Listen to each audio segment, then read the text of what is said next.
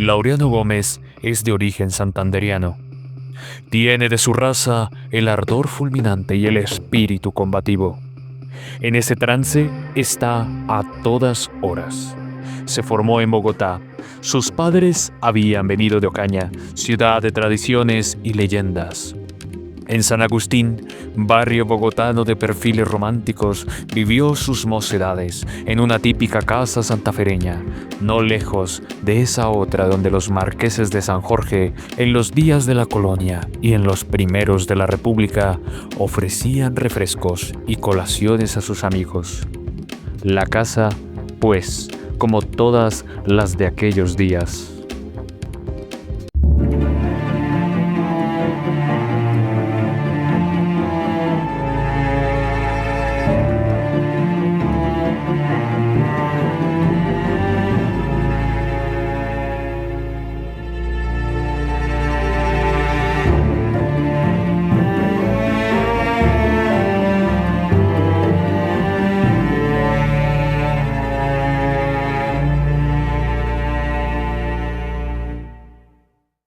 Pues bueno, el muchacho Laureano Gómez estudia en San Bartolomé y un día pues se demoran en salir del colegio varios estudiantes y pues no es todavía la hora de entrada al colegio.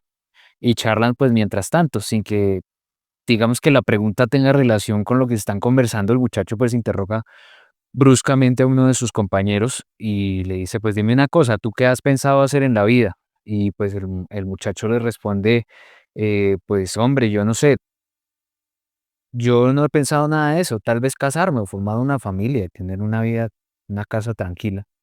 Y el muchacho lo tortura un pensamiento que va a hacer explosión. Y Laureano pues le dice, yo te diré, me provoca ser un hombre importante. Eh, Aquella frase soltada en la puerta del colegio por un muchacho que quizás estaba buscando la manera de faltar a clase, pues tuvo un sentido providencialista, era algo que estaba revelándose en el Laureano que iniciaba sus estudios. Los claustros bartolinos le hicieron gustar de las humanidades y de la filosofía, dos inclinaciones que se traducen en su lógica aplastante. Terminando el bachillerato, pasó luego a la Facultad de Ingeniería y Matemáticas. Bogotá está convulsionada por sucesos políticos. En las calles hay mitines. Es el 13 de marzo que se viene encima. Todo parece dispuesto para un pequeño retozo democrático. En los patios de aquella facultad, pronuncia su primer discurso. Se trata de derrocar al presidente y de hacerle coro a los sucesos que en la calle promueven los desafectos a la administración de Reyes. El estudiante le toma gusto a eso de hablar en público. Tiene facilidad de expresión y abundancia de palabras.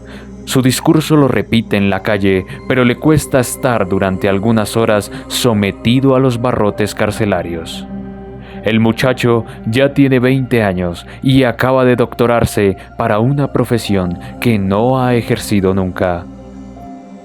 Y Laureano pues se disponía a salir de Bogotá a ocupar un cargo de ingeniero en la construcción del ferrocarril de Antioquia, cuando un suceso imprevisto lo obligó a desmontar pues su viaje. Y aquel suceso crucial fue para él lo que cambió el destino de su vida. El ingeniero se convirtió en político. Un día él con otros amigos resuelven la fundación de un diario para dar desde allí la expansión a sus instintos de políticos en agraz.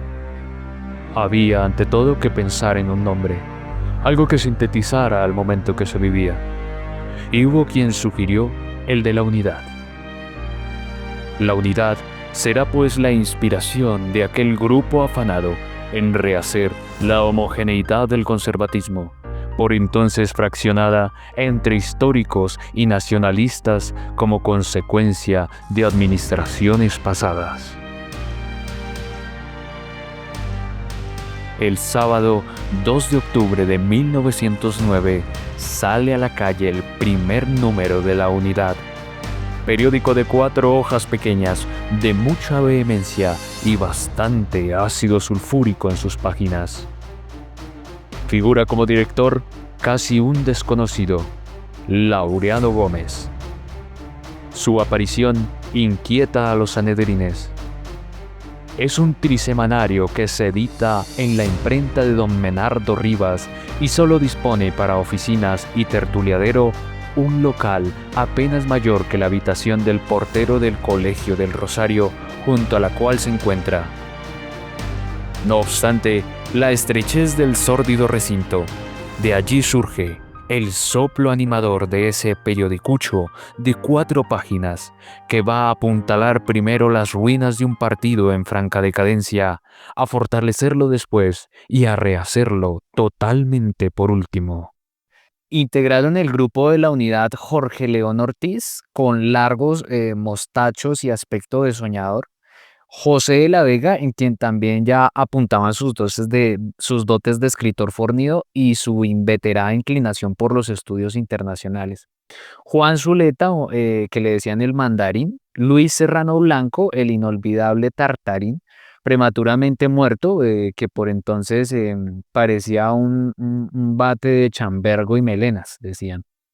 José María de Guzmán, quien suministraba entre aquel grupo de jóvenes ya graves la nota humorística y luego fue también el picante director de Sansón Carrasco, suplemento cómico de la unidad. Allí también estaban Hernando Uribe Cuaya, Juan Uribe Cuaya, que era el hermano, Carlos Núñez Borda y un polemista que se volvió polemista posteriormente, y Liborio Escayón, Manuel Casas Castañeda y algunos otros. El grupo alterna la impulsividad belicosa que lo anima con la diversión y la parranda.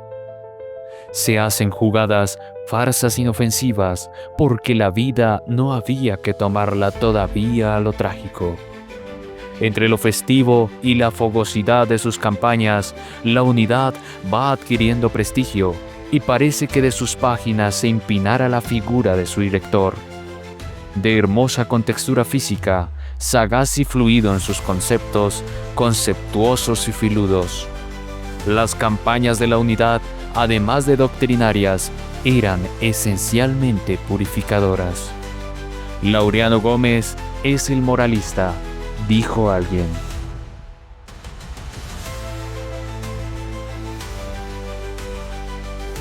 Un día llegó a ocupar una curul en la Cámara de Representantes. Funcionaba esa corporación por aquel entonces en el antiguo edificio de las Ánimas, en la carrera sexta, con calle 10ª, en un salón largo e incómodo. Ya estamos en 1911. El joven jefe del grupo tomó allí asiento y conoció de cerca a los titanes de la política, a José Vicente Concha, a Dávila Flores, a Hernando Holguín y Caro, a González Valencia y a los liberales de la primera línea de batalla, a Rafael Uribe Uribe, a Antonio José Restrepo. El joven representante de la circunscripción de Bogotá llegó a la sesión de la Cámara y en la tribuna de la prensa pues vio a Martínez Rivas, quien había ido a tomar la relación de los debates para su periódico, y lo invitó a salir al corredor. Entonces pues explique usted, dijo el director de la unidad al de comentarios, qué fue lo que quiso decir hoy con su artículo. Y entonces pues él respondió: en cuanto usted me explique las injurias de su permanente.